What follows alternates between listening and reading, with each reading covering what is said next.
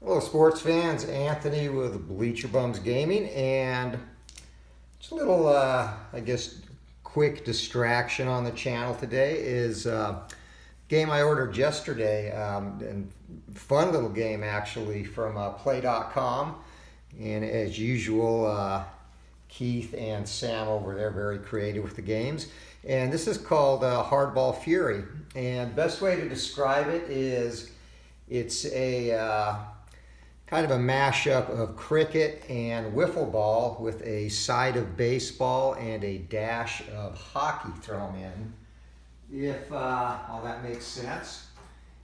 But basically, a fun little game. Takes a quick game to play.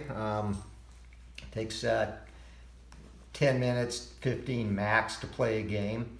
And the setup basically is well, first of all, there's the base set, which has 4 American teams, 2 international teams, and then the game pieces. And then 2 expansions, or actually 3 expansions. One with American League teams, 6 American League teams, one with 6 national, and one with 6 international. So I bought the base game and the American and National League expansions. And no interest really in the international, which probably more closely resembles cricket. But the way the game works, basically you just need 2 D6s and 1 D10. And this is also can be played head-to-head. If you do play head-to-head, it has cards where you can pick the pitch type and the swing type, and then you can manually decide if you want to steal. Now this game allows stealing of, well, I'm getting ahead of myself, we'll come back to stealing. Or you can play fully automated where you roll the 2d6 to determine the swing type based on the batter's card, and the pitch type based on the slinger's card is what the pitchers are called. And the American version of the game, the international version, gives you 10 outs, basically like cricket does. And the American version gives you 9 outs, which is where that side of baseball comes in. And basically you go until you get either 9 outs. Well, it's 1 inning. Visiting team goes first and keeps going to score as many runs as possible until they get 9 outs. And then the home team goes and will go until they either get 9 outs or surpass the visiting team in runs scored. 4 batters on each team, 1 slinger, and then 2 fielders here. And in putting a lot, and then also 2 reserves, which I have off to the side. And in putting the lineups together, obviously you want to put, very similar to a baseball lineup, somebody who has a good chance to get on up top, and then your power hitters in the back. The fielders, you look at, obviously these are 2-sided cards, so obviously you look at the best chance to get people out if the fielders' cards come into play. And there are 4 different positive results in this game, and those are a pinger, which is the equivalent of a single, a dinger, which would be a home run, a ringer, which is a walk, and then a winger, which is basically a hit by pitch. 3 out or negative results, and they are out, and then zinger, which is the equivalent of a strikeout, and stinger, which is the equivalent of a double play. So the way it works, there are only 2 bases. The safe base and the bonus base. If a runner gets to the safe base, which happens on all pinger results, they then have the option to go ahead and try and steal the safe base. They can also steal home, but I have a house rule. I'm not using the steal home. I'm just going to use the bonus base steal option. And in order to do that, the base runners must have a default value of safe. So for Chicago, they have 2 hitters, Kuehl and Sprayberry, that have that safe result as default. And then Detroit has Wardell and Eshelman, who is actually one of the better players in the game, thus far anyway. that have that safe result as default. So those are the only two from each team that can try and steal, and you will roll a 1d6 to determine if the runner is going to steal. And if any of those four get on base, it's always going to be an automatic check to try and steal. And I have the results written on the score sheet over here. So for scoring, you only go, again, there's two bases, the safe base and the bonus base, and then of course home. So you do not run around any bases. The safe base you'll get to, as I mentioned, on a pinger, and the bonus base you will get to on either a ringer or a winger. And the way the bonus base works, and then also you can steal from the safe base. So the reason these two bases come into play is no matter what base you're on, if the batter behind you gets a hit or a safe result, you will come in to score from that base. If you come in from the safe base, you get 1 run. If you come in from the bonus base, you get 2. So there's where the strategy of stealing comes into play, as well as the bonuses for basically walking and getting hit by a pitch. Now, on the hits themselves, a dinger, in addition to scoring who is ever on one of those bases, the batter that hits the dinger also gets credit for 2 runs. So bases empty, that would be a 2-run result. Runner on the safe base, a 3-run result, and a runner on the bonus base, a 4-run result. For outs, the zinger, which is the equivalent of a strikeout, counts as 2 outs. The stinger, which is the equivalent of a double play, counts as 2 outs also. And then a regular out is just a single out. So again, American baseball rules here, basically 9 outs, similar to 9 innings, even though it's only 1 at bat each. So 9 outs, as many runs as you can score in that time. And that's kind of, I guess, a brief, high-level review of the rules.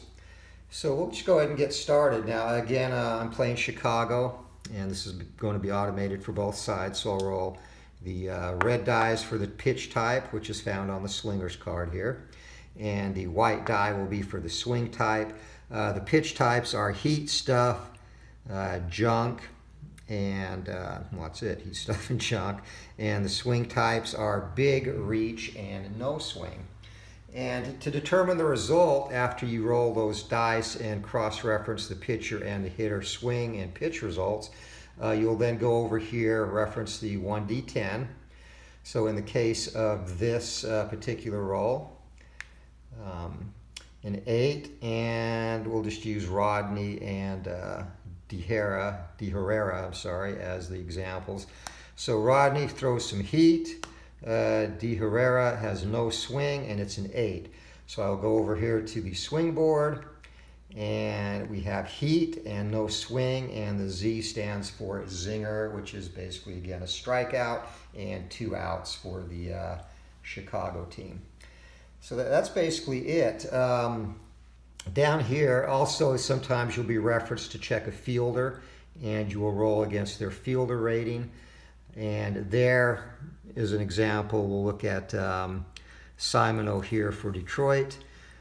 His default result is an out, and then there's a stinger with a circle on it, which is a double play. He's a very good fielder. So whatever result, whenever it comes to fielder number 3,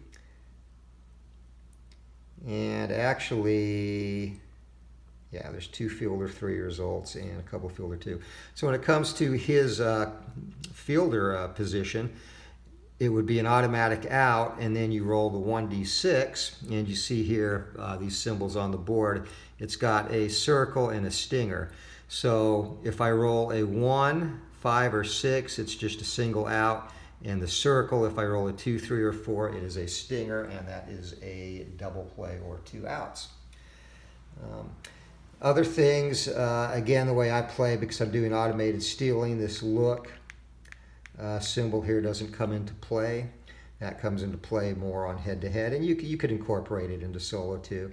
And then the exclamation point in the triangle here means it's going to go to a Fury result for the next batter. i.e. furious action, and that's over here on the left. It's kind of out of camera range, but that's crazy results there. You can get batters hit. Different example 6 on the furious action chart. Home batter hits a pinger, or home fielder 3 snags a stinger. Roll again for another furious action for the next batter. So that just depends on which team is home and which team is away, and that's kind of a home field advantage on the furious action chart. Another example there is 0 on the furious, or actually 1 to 4 on the furious action chart. Use result from the player card in the indicated box, then that player is injured and out for the rest of the game. And that's where your subs come into play. You have to be wise.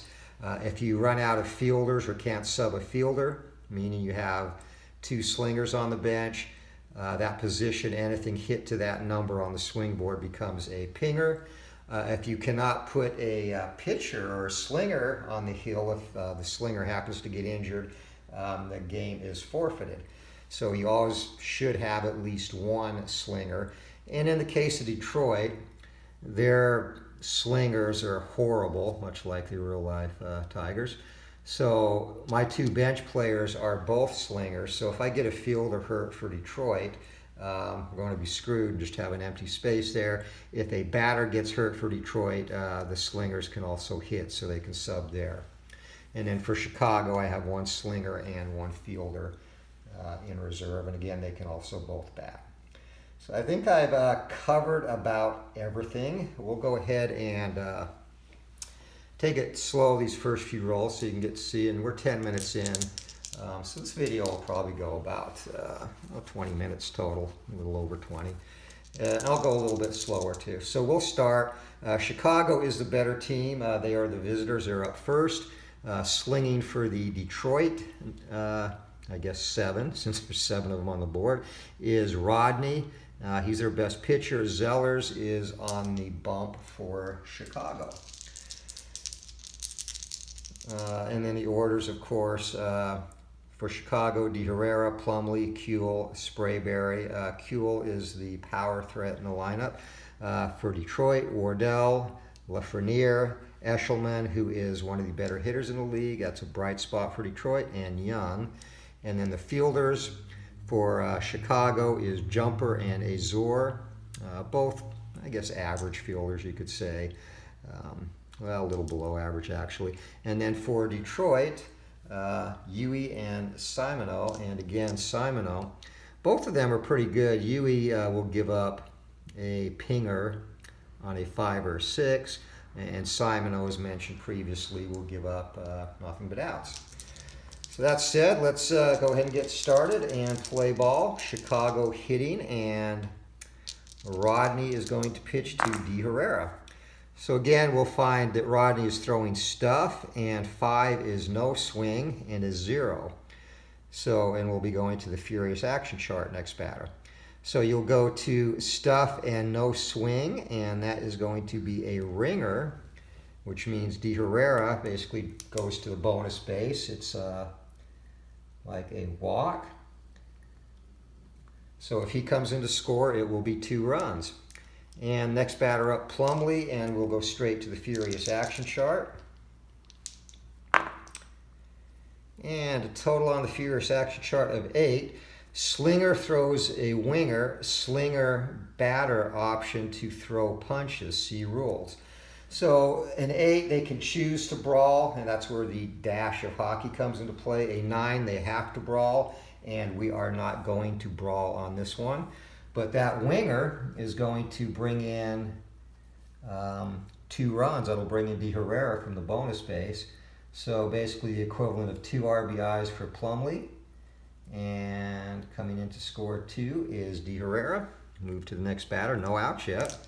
Kuhl is up. Here comes the pitch, and Rodney has some heat going there. Heat, no swing, and that is probably going to be a strikeout. It is a zinger, I'm sorry. So zinger, and that is 2 outs.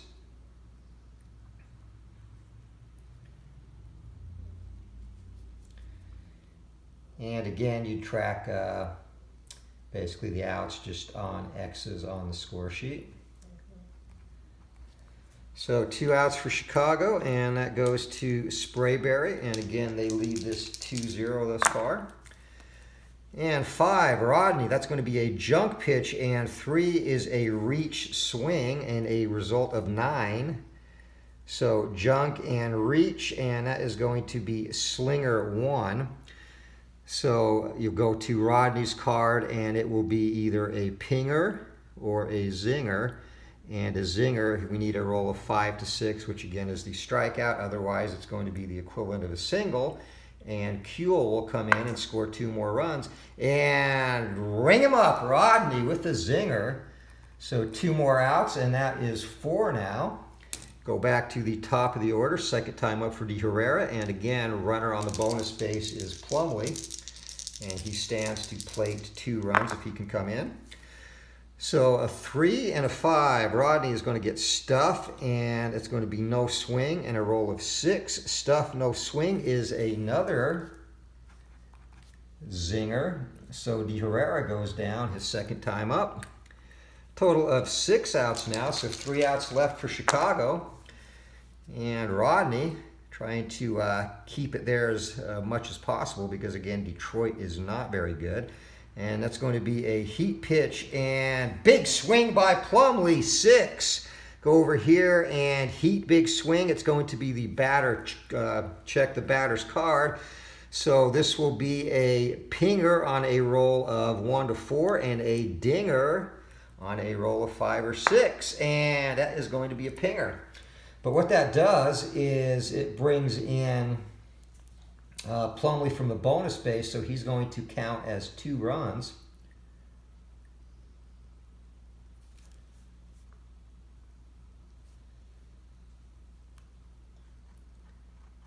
I screwed up. You can't bring in yourself from the bonus base. Oops. So technically that should have been him getting skipped in the turn there. So, you know what, we'll do this. We'll just say there was a ghost runner there. What the heck. Yeah, I blew that one. Again, I've only played a few games, so we'll make a mistake or 2. Not that it's a really hard game to play, but... So, total of 4 in now for Chicago, and 6 outs. And going to be another heat pitch by Rodney, and Kuehl with a reach swing and a 0. So heat and reach, and that's going to go to Slinger 1, Rodney.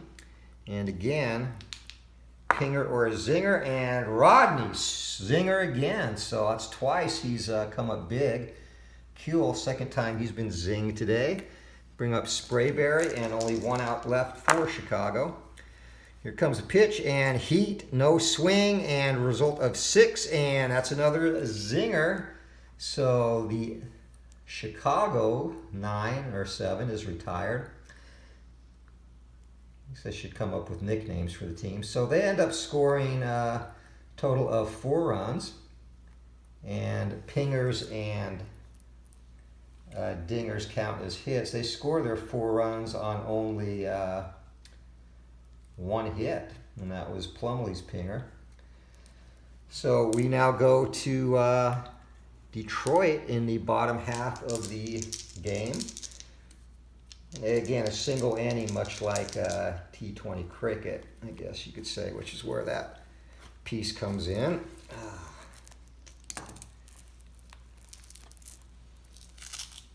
Have to adjust my sling here. All right. So Wardell is going to face off against Zellers, and Zellers is a decent pitcher. He's got an out and potential pinger, though, on 2, 3, or 4, unless it's a heat pitch, in which case it would be a zinger. So here we go. 4-0, and Chicago up on Detroit. Wardell, the batter. This is going to be a stuff pitch, and 6 is no swing. Result of 9, and stuff no swing is going to be a zinger.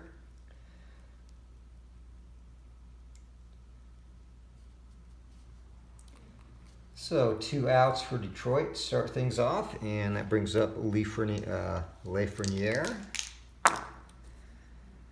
And 3 for Zellers. That's going to be a heat pitch, and he's got half of his pitches are heat, no swing, and heat number 3 is going to be another zinger. So 2 up, 4 outs, and that brings up Eshelman, Detroit's best player. And again, heat and a big swing and 5. Big swing and heat. That is going to be on the batter's card. So this will be a dinger on a roll of 1 to 4 or a pinger on a roll of 5 to 6. And kiss that goodbye. Eshelman with the dinger, and that is good for, again, 2 runs. So it is now 4 to 2. Chicago in the lead, and if Detroit gets 5 before they get 9 outs, they will win the game. So heat from Zellers, and Yun is a reach. So heat on a reach, and that's going to be a zinger. So 6 outs now for Detroit. Back to the top of the order to Wardell. And Zellers going to close us out, needs 3 more outs. And again with the heat, no swing, 9. And that is going to be...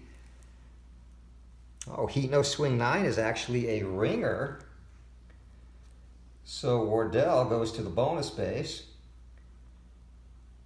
And if he comes in, if Lafreniere can get him in, this game will be tied up. And again, that was a 0, so we're going off the Furious action chart for this roll. Lafreniere the batter, and total of 3. Use result from player card as indicated in the box. Then that player is injured and out for the rest of the game. So what we will do there is it's going to be a pinger or a dinger, and it could potentially be out on a junk pitch. So we're going to have to get the swings. And 4, it's going to be reach and stuff. So Lafreniere and 1, that's a pinger, and that's going to bring home Wardell, and we are tied at 4 now.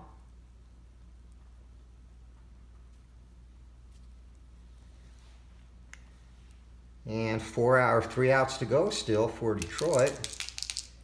And Lafreniere is injured, so he will go, and Villatoro, who is kind of really just a horrible slinger and batter, he's going to come in to be his replacement. And that should not come into play. Basically, if Detroit wins or scores again, they will win the game.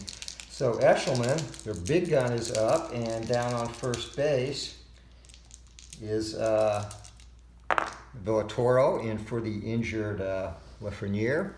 And it's going to be a junk pitch and a big swing. That's going to be number 1, junk, big swing, and that's going to go to the slinger's card.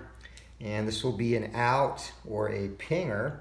So 2, 3, or 4, this game's over. Detroit's going to win. And 5, that's going to be an out. So 7 now. And that was huge, getting Eshelman.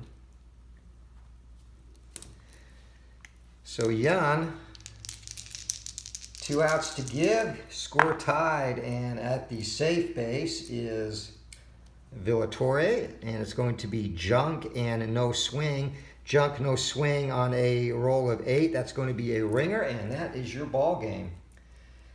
So Zellers walks in the winning run to the lowly Detroit team, and your final score is Detroit 5, Chicago 4. And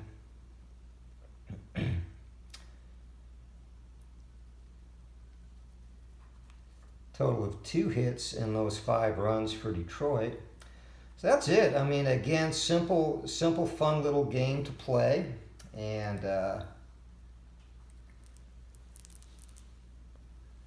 you know, again, there we are at 24 minutes of the video. So yeah, about 10-12 minutes to play the game, and I did make one mistake, which we'll get that rectified. But so yeah, the way I'm playing this, and I'll play this probably more offline than on the channel. Just do 2-game series with each team against each other, home and away, and do that twice through a season. Season to play through this, and that would be a total of 28, 56 games. So a season there, I mean, really wouldn't take long to get through it all. But again, just something a little extra on the channel, and wanted to show it to everyone. Is it, like I said, a very fun game, quick game. It's very similar to Plaay.com's Fury football game. And if you watched their video yesterday, they played both of these. They played a game of Fury Hardball, in which Keith and Steve Tower from After Further Review played each other, and Steve won that game handily. I think it was 15-0 or something like that.